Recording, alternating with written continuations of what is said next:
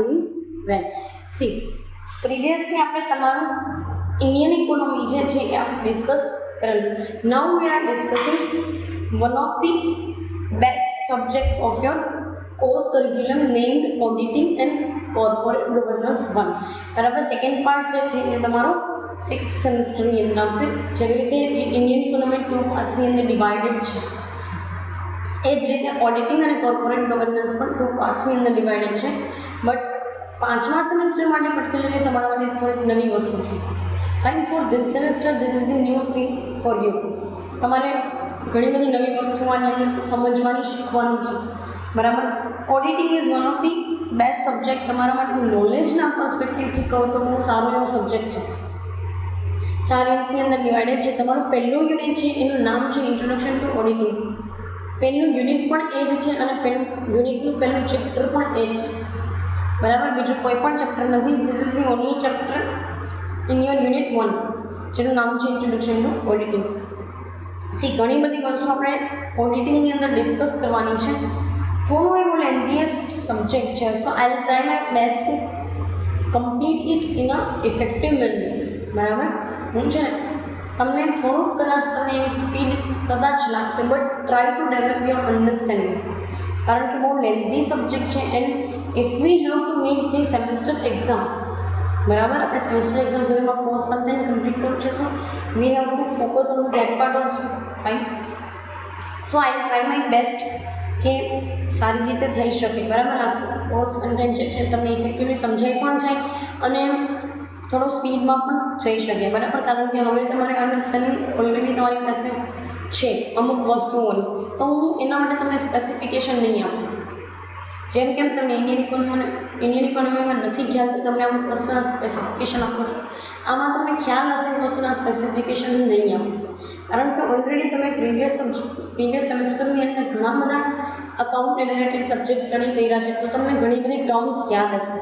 Fine, let us discuss the introductory part of the auditing. Auditing is, we can say that, one of the interesting subjects. Interesting subject માં એક subject છે. સો જોઈએ શું કહે છે, તો કે in the ancient times traders of or manufacturers himself maintains the accounts. અને છે ઇન્ટ્રોડક્ટરી પાર્ટની અંદર બહુ લાંબુ છે કે ઇન્ટ્રોડક્શન આપેલું છે. બરાબર, હું એને ટ્રાય કરું બને એટલું માણસો સરપ્રાઈઝ કરવાની, અને આટલા પોઈન્ટ એઝ વેલ એઝ હિસ્ટ્રીના પોઈન્ટ્સની અંદર આપણે બંને થોડું ઇફેક્ટિવલી સમજી લઈએ. ફાઇન, પહેલાં જ તમે એવું કહ્યું છે કે એન્શિયન્ટ ટાઈમ્સની અંદર, એટલે કે પ્રાચીન સમયમાં ટ્રેડર્સ અને મેન્યુફેક્ચર્સ લોકો પોતે જ પોતાની રીતે અકાઉન્ટ મેન્ટેન કરતા. એટલે અત્યારે તો તમે જોવો છો એટલે એવા કોઈ પણ પ્રકારના એક પણ પ્રકારના સોફ્ટવેર જેવી કંઈ વસ્તુ નથી, અને એના પછી જે નામું આવ્યું ને એ કંઈ નથી. તો કેવી રીતે કરતા એ લોકો? એટલે હું કોઈ ટ્રેડિંગ એક્ટિવિટીની સાથે જોડાયેલી છું, તો મને ખબર છે કે મેં આટલા લોકોને ઉધારમાં માલ આપ્યો છે, તો હું એટલા લોકોનો માલ, એટલા લોકોના નામ, એની સામે એની અમાઉન્ટ અને ઉધાર આપ્યો છે માલ, એમ કોઈ એડવાન્સ આપી દીધા છે, તો જે કંઈ પણ વસ્તુ લખવાની છે એડવાન્સના પોઈન્ટ ઓફ વ્યૂથી, તો એ તો એવી રીતે એ લોકો અકાઉન્ટ્સને મેન્ટેન કરતા. જેમાં આપણે અત્યારે જે સિસ્ટમ જોઈએ છીએ, જમા ઉધારને આ છે તે છે, અલગ અલગ લેજર્સ બનાવી, અલગ અલગ જે અકાઉન્ટ્સ છે એના લેજર અકાઉન્ટ બનાવીને એને પોસ્ટિંગ કરી લેજર્સની અંદર જર્નલ એન્ટ્રીઝ બનાવીએ છીએ, તમામ પ્રકારના વાઉચર્સ બનાવીએ છીએ, બિલ્સ બનતા હોય છે, એન નંબર ઓફ ક્રેડિટ અને ડેબિટ ટ્રાન્ઝેક્શન્સ જે છે, બરાબર, જેને તમે આઈ થિંક એક્સપેન્સીસની અંદર મોરોવર લેતા હશો, મોસ્ટલી તો ક્રેડિટ ટ્રાન્ઝેક્શન જ હોય છે, બટ એક્સપેન્સીસના ઇન્કમના ટ્રાન્ઝેક્શન્સ, ઇન્વેસ્ટમેન્ટ કરેલું છે તો એના રિટર્ન ઓન ધી ઇન્વેસ્ટમેન્ટ, કેટલા બધા ટ્રાન્ઝેક્શન્સ આપણે બિઝનેસની અંદર જોતા હોઈએ છીએ. પહેલાંના જમાનામાં તો આપણી કંઈ આવી ઇન્વેસ્ટમેન્ટની એવી સિસ્ટમ નહોતી. હું પોતે પૈસા લાવું અને ધંધો કરું તો ઠીક છે, ધંધો ચાલે તો ઠીક છે, પણ હા, ત્યારના જમાનામાં ઉધારની તો સિસ્ટમ હતી જ. ઉધારીની સિસ્ટમ હતી જ કે જ્યાં ક્રેડિટ ઉપર માલ દેતા લોકોને, બરાબર છે ને, તો એ અકોર્ડિંગ એ લોકો અકાઉન્ટને મેન્ટેન કરતા. નેક્સ્ટ તમને કહે છે કે due to the emergence and development of new market difficult to maintain innumerable of transactions. Innumerable transactions ગણી જ ન શકાય એટલા ટ્રાન્ઝેક્શનને મેન્ટેન કરવા, કારણ કે સીધી વસ્તુ છે, જેમ જેમ લોકો ડેવલપ થાય ને એમ એમ લોકોની નીડ કોઈ વસ્તુ માટેની વધે. પહેલાં કેવું હતું કે થોડાક જ લોકો લેવા આવતા આપણી પાસેથી વસ્તુ, તો ઇઝીલી આપણને ટ્રાન્ઝેક્શન મેન્ટેન કરવા. આજે હું તમને એક એક્ઝામ્પલ આપું. તમારી પાસે દિવસના 10 થી 15 લોકો આવતા હોય તો ઇઝીલી તમારી પાસે મેન્ટેન કરવો અકાઉન્ટ.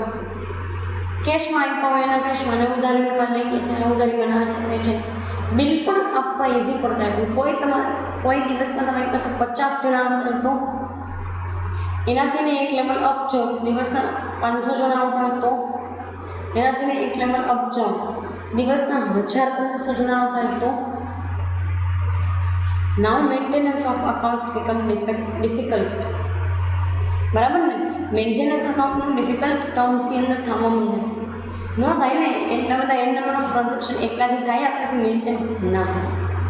કારણ કે ઇમર્જન્સ થયું છે માર્કેટની અંદર, માર્કેટનું ડેવલપમેન્ટ થઈ ગયું છે. તો એ સેન્સમાં આવા અસંખ્ય વ્યવહારોને મેન્ટેન ના કરી શકાય. એટલે અકાઉન્ટિંગની મેથડ્સ એવી. આ ડેબિટ ક્રેડિટની જે કાંઈ પણ સિચ્યુએશન આવે તો ઉધારને જાય તો જમા, જે તમે જાણો છો ખર્ચ ખાતે ઉધાર, આવક ખાતે જમા. બરાબર ને? તો આ બધી વસ્તુ છે શું? તો કે આ ટ્રાન્ઝેક્શન મેન્ટેન નતા થતા ને, એ લોકોએ ટ્રાન્ઝેક્શનની બેઝિક્સની અંદર બાયફર્કેટ કરી દીધા ને, જે તમે જાણો છો. બરાબર ને? પછી તો વ્યક્તિના ખાતાને, કંપનીના ખાતાની, એવી તમામ વસ્તુઓ તમે જોઈ, જેમાં માલ મિલકતના ખાતા હોય, કંપનીના ખાતું છે, વ્યક્તિગત ખાતા છે. આવી કેટલી વસ્તુ અલગ અલગ પાડવામાં આવી, જેથી કરીને ઓડિટિંગ પોસિબલ થયું. આ કરંટ સિનેરિયોની અંદર ઓડિટિંગ પોસિબલ થયું. નેક્સ્ટ જ તમે કહે છે કે verification of account and auditing takes place. એના લીધે આપણે ઓડિટિંગ અકાઉન્ટન્સીની ઇમ્પોર્ટન્સ આપી. કારણ કે આપણને ખબર છે કે અકાઉન્ટ મેન્ટેન નહીં કરે તો પ્રોફિટ લોસની ખબર જ નહીં પડે. કેટલા લોકો ઘાલખાત થઈ ગયા, કેટલા લોકોએ આપણને પૈસા પાછા ન આપ્યા, કસ્ટમર્સ લોકો કે જે ઉધારીમાં માલ લઈ ગયા હતા, કેટલાએ પાછા આપ્યા. કેવી રીતે આપણે બીજી કંપની સાથે ટ્રાન્ઝેક્શન કરીએ છીએ, how we are particularly carrying out the raw material, how we are carry out the manufacturing activity. કોઈ પણ જગ્યાએ પ્રોફિટ લોસ કેટલો થયો છે, કેવી રીતે ઇન્કમને આપણે ટ્રીટ કરી શકીએ, આ બધું અકાઉન્ટ સાઇડથી આવ્યું. અને એના લીધે અકાઉન્ટના લીધે ઓડિટિંગ આવ્યું. બરાબર ને? હિસાબ કિતાબ જોવા જ પડે ને. અસંખ્ય ટ્રાન્ઝેક્શન, અસંખ્ય વ્યવહારોને આપણે નથી જે છે માપી શકતા, એટલા માટે તો આપણે આ વસ્તુ જોવી પડે છે. આવા ટ્રાન્ઝેક્શન્સનું આપણે મેન્ટેનન્સ કરવું પડે. જેના માટે તમને ખબર છે કે આપણે ટ્રાન્ઝેક્શન્સને બાયફર્કેટ કરીએ, પછી જર્નલ એન્ટ્રીઝ પાડીએ છીએ, પછી અલગ અલગ વ્યક્તિના એના જેના માલ મિલકતના ખાતા હોય, ખાતા બનાવીએ, જેને તમે ખાતા વહી કહેતા. બરાબર ને? જેને પછી અલ્ટિમેટલી ખાતા બનાવીને લેજરની અંદર પોસ્ટ કરો છો તમે. બરાબર? લેજરિંગ કરો છો, પોસ્ટિંગ કરો છો. આ બધી એક્ટિવિટીઝ છે શું? લેજરિંગ, પોસ્ટિંગ. ઘણી વખત તો કંપની કેટલા બધા સ્ટેટમેન્ટ બનાવતી, રિકન્સિલેશન સ્ટેટમેન્ટ બનાવે, બેંક્સના સ્ટેટમેન્ટ તમે બનાવો છો. What all this activities are that are the maintenance of accounts and auditing આવ્યું એના પછી. તમે ક્યારેય મિસકન્સેપ્ટ ના થતા અકાઉન્ટિંગ અને ઓડિટિંગ સાથે. અકાઉન્ટિંગ કરવું એ અકાઉન્ટન્ટ લોકોનું કામ છે, અને ઓડિટિંગ કરવું એ ઓડિટરનું કામ છે. ઓડિટર ક્યારેય જે છે એ અકાઉન્ટન્સીના most of the basic functions ક્યારેય પરફોર્મ ના કરતું. એ અકાઉન્ટન્ટ જ કરતા. કંપનીની અંદર સિનિયર અકાઉન્ટન્ટ હોય, જુનિયર અકાઉન્ટન્ટ હોય, એ લોકો બધા અકાઉન્ટ જોતા હોય કે કેવી રીતે આ જેટલી પણ બિલ્સને, વાઉચર્સને એવું બધું છે એનું પોસ્ટિંગ કરવું, કેમ એના ખાતા બનાવવાના, કેમ એનું જે છે લેજરિંગ કરવું, એ અકાઉન્ટન્ટ લોકો કરતા હોય. જ્યારે ઓડિટર્સ લોકો તો એને બનાવેલી વસ્તુ જે છે ને એને જુએ છે, એ હિસાબ કિતાબને ઓડિટ કરે છે. બરાબર? એ આ હિસાબ કિતાબને ઓડિટ કરે. સિમ્પલી એ કાંઈ જોવા ન બેસે કે એ કાંઈ એ વસ્તુ એનું કામ જ નથી કે આ વાઉચર છે તાની એન્ટ્રી પાડી દે. હા, મિસ થઈ ગઈ છે કોઈ એન્ટ્રી તો એ જોશે ને તમને કહેશે પણ ખરા આફ્ટર ઓલ આ વસ્તુથી મિસ થઈ ગઈ છે, આ વસ્તુની એન્ટ્રી ખોટી પડી ગઈ છે, કે અલગ થઈ ગઈ છે આ વસ્તુની એન્ટ્રી, અહીંયા પડવાની હતી એના બદલે અહીંયા પડી ગઈ છે. એ બધું ઓડિટિંગ, એ બધું કામ ઓડિટરનું છે. બાકી ઓડિટર ઓલા મોટા બધા થોથાને બેસે નહીં દરેક વસ્તુને પર્ટિક્યુલર લખવા. એ કામ તો અકાઉન્ટન્ટ લોકોનું છે. તો એના લીધે ઓડિટિંગ અને અકાઉન્ટન્સી જે છે માર્કેટમાં શું કહે છે, it verifies laws provisions of act principles and standards. Yes, ઓડિટિંગનું કામકાજ, ઓડિટર્સ લોકોનું કામકાજ શું છે, તો કે તમે કાયદા પ્રમાણે દરેક વસ્તુ કાયદા અને નીતિ નિયમ પ્રમાણે લોઝ પ્રોવિઝન પ્રમાણે તમે મૂકેલી છે કે નહીં. એટલે તમે જે અકાઉન્ટની અંદર જોતા હતા ને કે ડેપ્રિશિએશનના આટલા પર્સન્ટેજ, બરાબર, કે આ વસ્તુના આટલા પર્સન્ટેજ, પ્રોફિટ માર્જિન આટલું જે છે, પછી તમે ઘણી વખત એવું સાંભળ્યું હશે કે ગુડવિલની આવી પ્રોવિઝન છે કે એને આટલા ટાઈમ પીરિયડની અંદર રિટર્ન ઓફ કરી દેવાની છે. Provision of general reserve, provision of capital reserves, what all this things are. એ તમામ વસ્તુ ઓડિટ કરવાનું કામકાજ છે ને એ ઓડિટર લોકોનું છે. જોવાનું કામકાજ કે પ્રોવિઝન તો આટલી છે, આટલી હતી, આ રીતે મિલતું છે કે નહીં. ઘણી વખત પ્રોવિડન્ટ ફંડની એ પ્રોવિઝન્સ, ઘણી વખત સિંકિંગ ફંડમાં પૈસા ના હોય, એનું બધું રિપ્રેઝન્ટેશન આપવું પડે ને બિઝનેસમેને. અકાઉન્ટન્ટ લોકો એનું રિપ્રેઝન્ટેશન કરે છે. દેન એ ઓડિટર્સ લોકોના હાથ આવે ને, ઓડિટર્સ જોવે કે તમે જેવી પ્રોવિઝન્સને જેવા સ્ટાન્ડર્ડ્સ રાખ્યા છે એ પ્રમાણે છે કે નહીં બધી વસ્તુઓ. સો ઓડિટર્સ લોકો જે છે એ આ જેટલી પણ પ્રોવિઝન્સ હોય અથવા તો પ્રિન્સિપલ્સ ફોલો કરવાના હોય કે સ્ટાન્ડર્ડ્સ ફોલો કરવાના હોય બિઝનેસ, દરેક બિઝનેસ પાસે અલગ અલગ પ્રિન્સિપલ્સ અને સ્ટાન્ડર્ડ્સ હોય. અકોર્ડિંગ ટુ પાર્ટનરશિપ અલગ હોય, પ્રોપ્રાઇટરશિપનું પાછું અલગ હોય, રાઈટ. સો લોઝ જે છે અથવા તો કંપનીઝની પ્રોવિઝન્સ જે છે એ તમારે એ અકોર્ડિંગ ટુ જે છે એ ફોલો કરવાની, અને તમારે એ અકોર્ડિંગ ટુ જે છે ઓડિટર્સ લોકો ઓડિટ કરે. સો this is all about the particular introduction of auditing.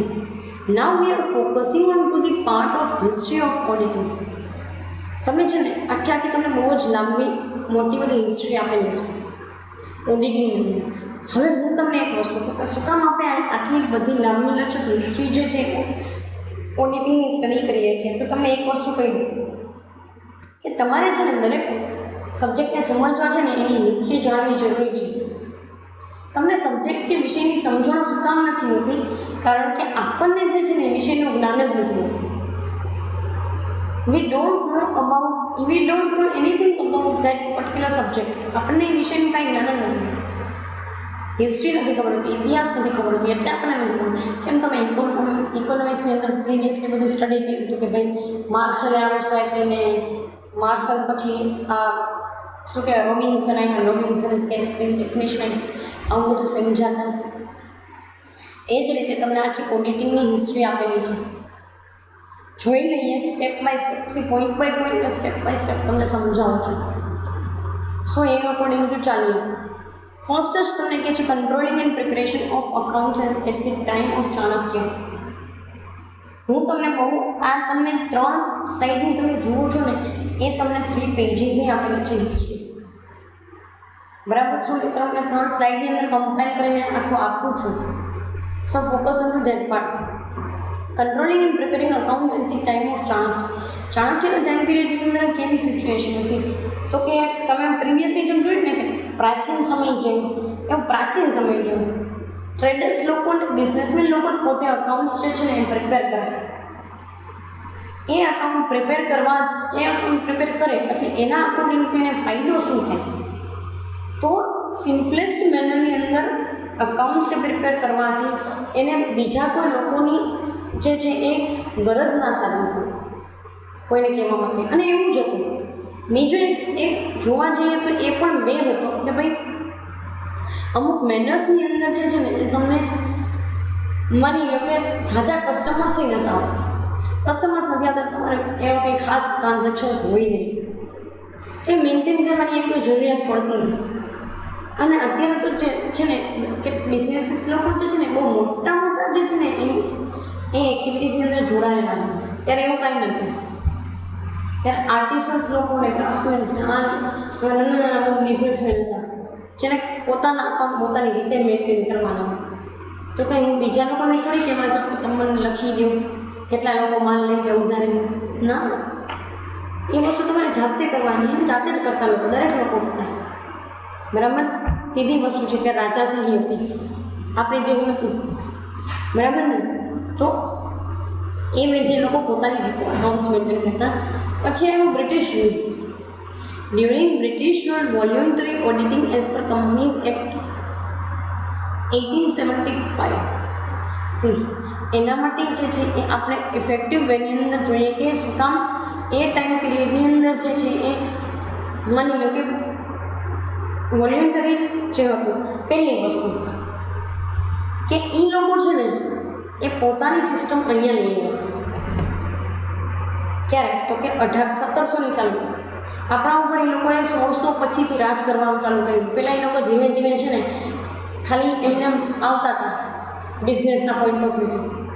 પછી મિડ 16ની અંદર 1650 પછી એ લોકોએ છે ને પોતાના પોઈન્ટ ઓફ વ્યૂ આપણી પર થોપવાનું ચાલુ કર્યું.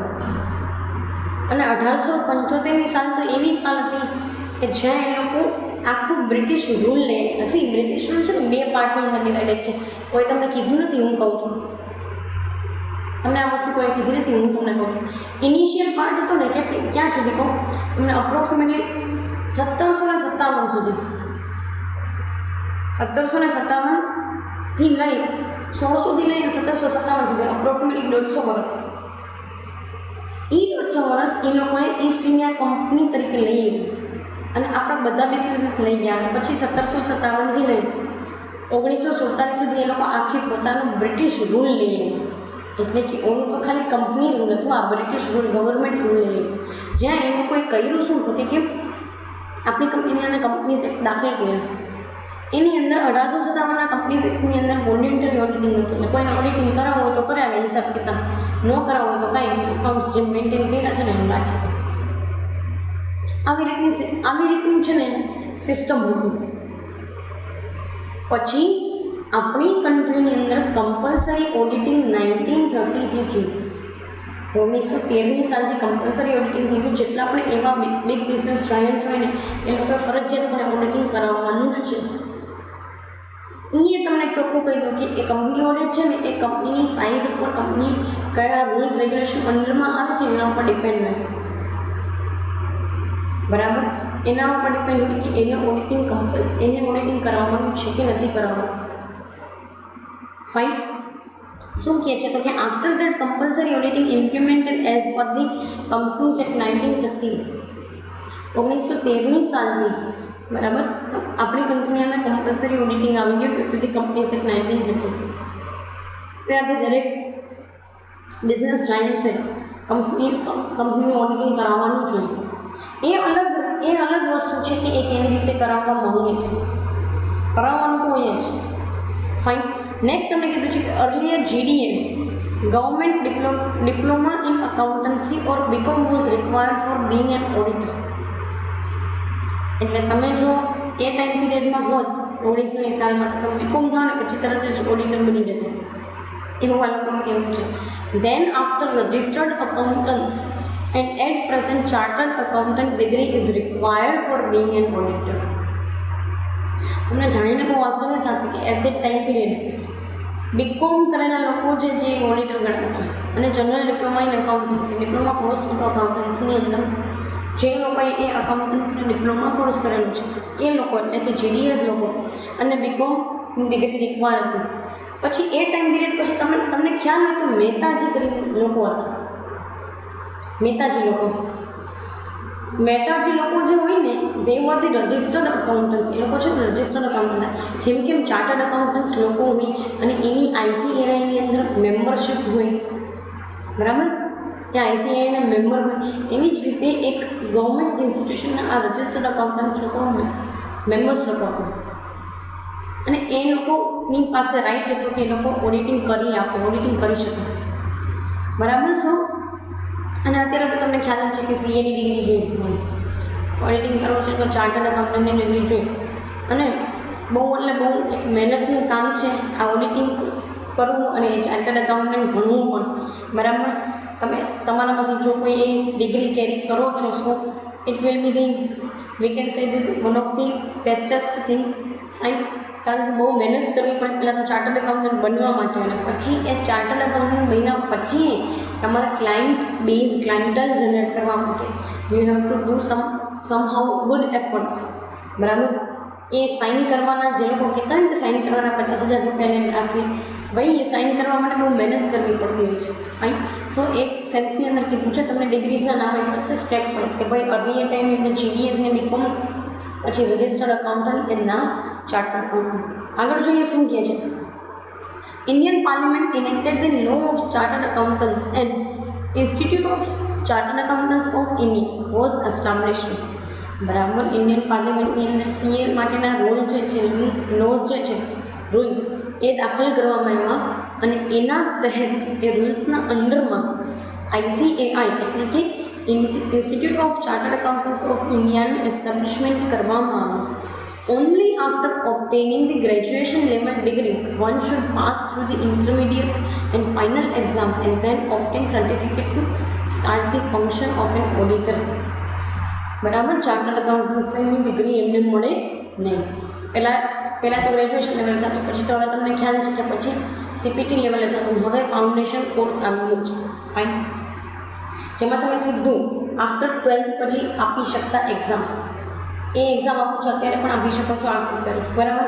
ફાઉન્ડેશન એક્ઝામ આપો, પછી ઇન્ટરમીડિયેટની એક્ઝામ આપો, સો ફાઇનલની એક્ઝામ આપી દો પછી તમને સર્ટિફિકેટ મળે અને એ સર્ટિફિકેટ મળ્યા પછી તમે ઓડિટર તરીકે ફંક્શન કરવાનું સ્ટાર્ટ કરી શકો.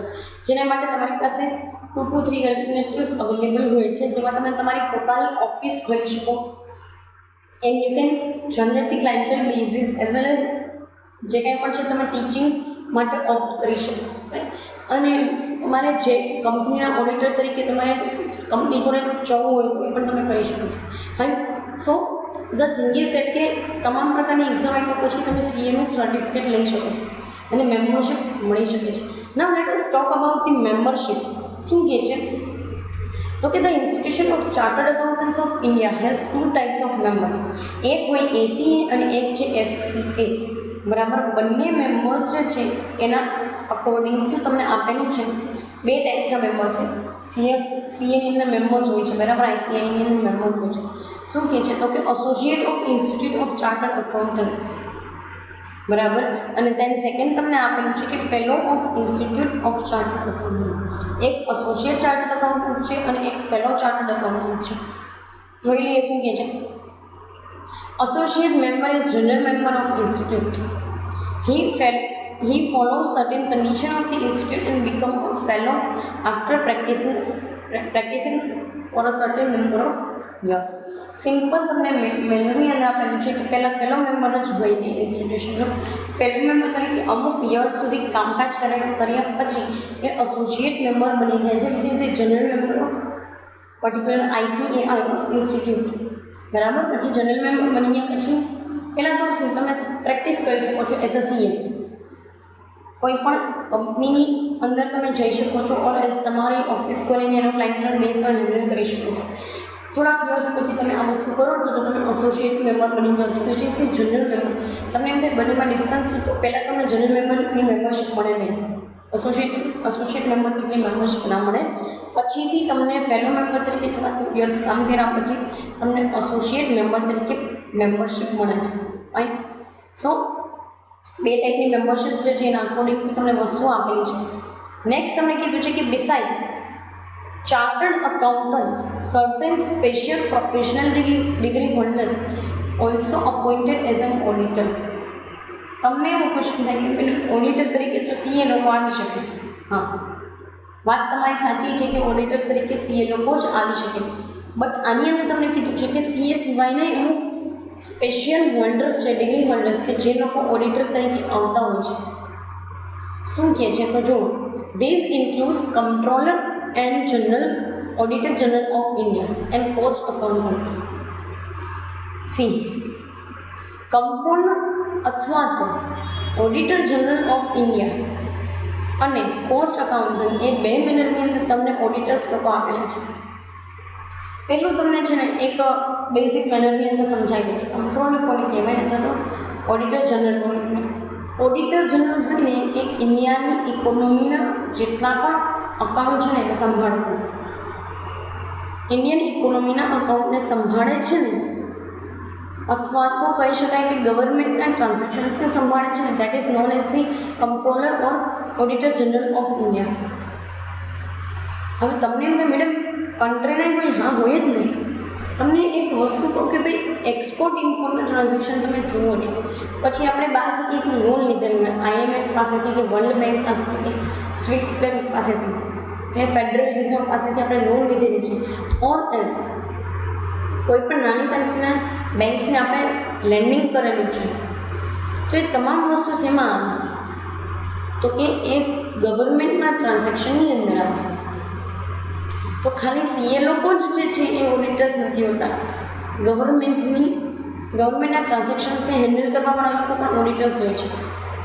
કયા? તો કે જો controller and auditor general of India holds the authority and duty. એ વ્યક્તિની ઓથોરિટી પણ છે અને એની ડ્યુટી પણ છે આ વસ્તુ, આ ઓડિટિંગ કરવાની. ફાઇન. નેક્સ્ટ તમને કહે છે કે conducting the auditing accounts of government transactions. એ લોકોનું કામ ખાલી એકચ્યુઅલી ગવર્મેન્ટના ટ્રાન્ઝેક્શન, એટલે એનો મતલબ એવું હોય કે કોઈ કંપનીના ટ્રાન્ઝેક્શનને હેન્ડલ કરતા હોય નહીં, કોઈ બીજી કોઈ સંસ્થાને એટલે કે રિઝર્વ બેંક ઓફ ઇન્ડિયાના પણ ટ્રાન્ઝેક્શનને હેન્ડલ ના કરે. તો કોના કરે? તો ખાલી અને ખાલી ગવર્મેન્ટના. તો એ પણ એક ઓડિટર જ કહેવાય as per the constitution of India. બરાબર. તો એને કહેવાય controller and auditor general of India. Fine. Next તમને કીધું છે કે as per the section 233A of the companies act 1956. ઘણા બધા કંપનીઝ એક્ટ આવી ગયા છે, એમાંનો એક છે 1956નો કાયદો. તમે છે ને કદાચ મેજોરિટી એક્ટ જ જાણતા હશો. 56નો કાયદો 2013નો, 78નો, બરાબર. એમાં અમુક જ તમે કાયદાઓ જાણો છો, કારણ કે એ મેજર એક્ટ છે અને એની અંદર મેજરલી જે છે ને અમેન્ડમેન્ટ થયા છે એટલા માટે. Fine. As per the section 233A of the companies act 1956 post audit. અત્યાર સુધી તમે ઓડિટિંગ ખાલી અકાઉન્ટનું જોયું કે જેમાં ફાઇનાન્શિયલ સ્ટેટમેન્ટનું ઓડિટિંગ કરતા હોય, કે જેમાં ટ્રેડિંગના ટ્રાન્ઝેક્શન્સ હોય, P&Lના હોય, બેલેન્સ શીટને લગતા ટ્રાન્ઝેક્શન્સ છે, દરેક બેન્કિંગ સ્ટેટમેન્ટ આ છે તે છે એની વસ્તુ હોય. અહીંયા તમને કીધું છે કે કોસ્ટ ઓડિટ નામનો એક કન્સેપ્ટ આવે છે, has been introduced in certain industries. અમુક ઇન્ડસ્ટ્રીની અંદર કોસ્ટ ઓડિટ જે છે એ ઇન્ટ્રોડ્યુસ કરવામાં આવ્યું છે. શું કામ? કારણ કે કોસ્ટિંગ પણ એક કહી શકાય કે એક મેજર પેરામીટર છે. કોસ્ટ ઓછી થાય તો પ્રોફિટ તમારો વધે. પ્રોફિટ વધશે ને તો ઓટોમેટિકલી માર્કેટની અંદર તમારી શાખ વધે, તમારી ગુડવિલ વધે, જેનાથી બિઝનેસ એક લેવલ અપ જઈ શકે, એક્સપાન્ડ થઈ શકે, એના હિસ્ટોરિકલ ડેટાની સામે સારું પરફોર્મ કરી શકે. Fine.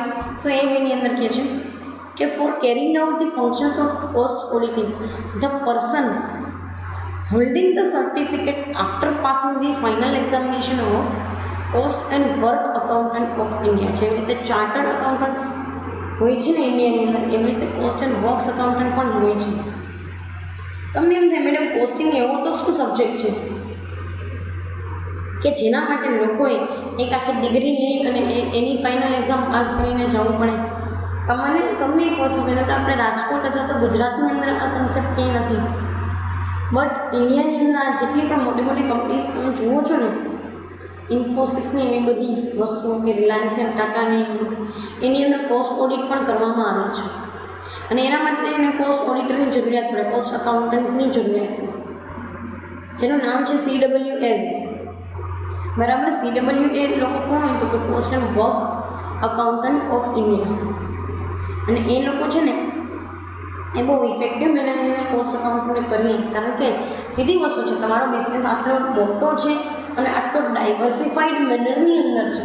So you need some of the other cost accountants. તમારી અકાઉન્ટન્ટ્સ જોઈએ છે, કારણ કે ઘણી વખત કોસ્ટની અંદર મિસપ્લેસિંગ થતા હોય, મિસરિપ્રેઝન્ટેશન્સ થતા હોય, મિસ્ટેક્સ થતી હોય, લેવાનું ભૂલાઈ ગયું છે કોઈ ટ્રાન્ઝેક્શન્સને, તો એ મેનરની અંદર તમારે કોસ્ટ અકાઉન્ટન્ટને અપોઇન્ટ કરી અને એની પાસે કોસ્ટ ઓડિટ કરાવડાવવું પડે. બધા બિગ બિઝનેસ હાઉસીસ કરાવડાવતા જ હોય, તમને નથી ખ્યાલ. ફાઇન. નેક્સ્ટ કે છે તો cost auditor can practise in India for carrying out the cost auditing. Yes, cost accountant જેમ CA કેમ પ્રેક્ટિસ કરી શકે એમ કોસ્ટ અકાઉન્ટન્ટ CW એ લોકો પણ પ્રેક્ટિસ કરી શકે છે. અને એ લોકો કોસ્ટ ઓડિટિંગ નામની જે વસ્તુ છે, એક્ટિવિટી છે, એના થ્રુ પોતાનું જે છે પોતાનું માની લો કે ઓડિટિંગ જે છે એ કરી શકું. Fine. Now this is the one of the basic thing. હવે આપણે સ્ટડી કરીએ છીએ ડેફિનેશન્સ. અત્યાર સુધી તમે ઇન્ટ્રોડક્શન જોઈ લીધું, હિસ્ટ્રી જોઈ લીધી, હવે આપણે જોઈ લઈએ ડેફિનેશન. તમને એક સ્પાઇસર એન્ડ પેગલરની ડેફિનેશન આપી છે ને ડિપોલોની ડેફિનેશન્સ આપેલી છે. આના કરતાં પણ બીજી ઘણી બધી ડેફિનેશન્સ આપેલી છે, but the thing is that કે we are not focusing on that part. આપણે શું કામ એ વસ્તુ પર ફોકસ નથી કરતા? કારણ કે they are the more or less similar to this. Definition સમજાવવાનો મારી પાસે ખાલી એટલો જ પર્પઝ છે કે તમને ખબર પડી જાય કે ઓડિટિંગ એટલે શું. આગળ જતાં ઓડિટિંગ નામની વસ્તુ ઉપર આપણે જે છે એ કાંઈ પણ ફોકસ કરવાની જરૂરિયાત રહે નહીં. જોઈ લઈએ definitions. An audit may therefore be said to be such an examination of books of accounts and vouchers of a business as will enable the auditor to satisfy himself that the balance sheet is properly drawn up so as to give a true and fair view of the state of affairs of business. કહેવાનું આ ભાઈનું તાત્પર્ય ખાલી એટલું જ છે બંનેનું, સ્પાઇસર and પેગલરનું, કે auditing છે ને એ એક્ઝામિનેશન છે. એક્ઝામાઇન કરવું એટલે શું? તો કે જોવું, અલગ અલગ વસ્તુઓને જોવું. બરાબર. એના સેન્સમાં કહે છે કે બુક્સ અથવા તો અકાઉન્ટ્સ અથવા તો વાઉચર્સ એને જુએ છે અને જોવે છે. બરાબર. એને જુએ છે અને અલ્ટિમેટલી એને ઓડિટ કરે છે કે ભાઈ મને એના ઉપર સ્ટડી કરે છે. શું કરવા માટે? તો કે પોતાની જાતને સેટિસ્ફાઈ કરવા માટે કે આ જેટલી પણ બેલેન્સીસ છે અને બેલેન્સ શીટ બનાવેલી છે, બેલેન્સીસ ઉપરથી અલગ અલગ વસ્તુઓ પરથી બેલેન્સ શીટ બનાવી છે અને ડ્રો કરી છે, એ બિઝનેસનો ટ્રુ એન્ડ ફેર પિક્ચર જે છે માર્કેટની અંદર મૂકે છે. કારણ કે આ બેલેન્સ શીટ બધા લોકો જોતા હશે ને, કસ્ટમર્સને, ક્રેડિટર્સને, બેંક્સને, ગવર્મેન્ટને, ઇન્વેસ્ટર્સ લોકો. ફાઇન. સો બિઝનેસનું તમે એક વસ્તુ પણ જોઈએ છે કે બિઝનેસનું ટ્રુ ને ફેર પિક્ચર હોવું જરૂરી છે. તો આ એના માટે જ છે કે બિઝનેસના અફેર્સ જે છે, સ્ટેટ ઓફ અફેર્સ એ સારા હોવા જોઈએ. લોકોને એના પરથી સારો આઈડિયા આવવો જોઈએ, સાચો આઈડિયા આવવો જોઈએ, ઇન્ફોર્મેશન ખોટી હોવી જોઈએ નહીં. નેક્સ્ટ કે છે and whether the profit and loss account will give a true and fair information and the explanation given to him as shown by the books and if not in respect he is not satisfied. અને એ વ્યક્તિ એ જોવે છે કે P&L પ્રમાણે profit જે બતાવ્યો છે કંપનીનું એ સાચો છે કે ખોટું. કારણ કે એ વસ્તુ જોવી બહુ જરૂરી છે કે ટ્રુ એન્ડ ફેર ઇન્ફોર્મેશન મળવી જોઈએ દરેક સ્ટેક હોલ્ડર્સની બિઝનેસની. તો સાચો છે કે ખોટો એ જોવાની વાત એઝ વેલ એઝ એને બુક્સ જે બતાવવામાં આવેલી છે, બુક્સ ઓફ અકાઉન્ટ્સ, અને એને એક્સપ્લેનેશન આપવામાં આવેલું છે એ સાચું છે કે ખોટું એ જોવું બહુ જ જરૂરી છે. અને જો એ સેટિસ્ફાઈ નહીં થાય તો તમને ફરી પાછું કહેશે બધી વસ્તુ સુધારવાનું. ઓડિટર્સ લોકો ઓડિટિંગ કરવા માટે સેટિસ્ફાઈ નથી થતા ને તમને ફરી પાછું કહે છે. અને એ લોકો એમ કહે છે કે આ 2-3 દિવસ તમે કરી લો કે અઠવાડિયું કરી લો પાછા આવશો. Fine. So this is all about the auditing's definition by Spicer and Pegler. Next તમને ડિપોલનું એવું કહે છે કે the auditing reports ensure that the details provided like clarification, vouchers and documentary proofs truly represent the financial condition of the organization. ડીપોલનું કહેવું એવું છે કે ભાઈ ફાઇનાન્શિયલ પોઝિશન સાચું બતાવતું હોય ને એમાં જેટલા પણ ડોક્યુમેન્ટ્સ જે છે એનું સ્ટડી કરવામાં આવે that is known as the auditing reports. એ વસ્તુને ઓડિટિંગનું રિપોર્ટ કહેવામાં આવે છે અથવા તો ઓડિટિંગ કહેવામાં આવે છે. અને આ રિપોર્ટ શું સજેસ્ટ કરે તો કે બિઝનેસની કે ઓર્ગેનાઇઝેશનની પોઝિશન જે છે ને સારી છે, સાચી છે. ફાઇન. સો પર્ટિક્યુલર આ સેશનની અંદર આપણે જે છે એ introduction, history as well as ડેફિનેશન્સનું સ્ટડી કર્યું. કમિંગ સેશનની અંદર આપણે સ્કોપ ઓફ ઓડિટિંગ જોઈશું. અત્યારે અહીંયા સુધી રાખીએ. Thank you so much.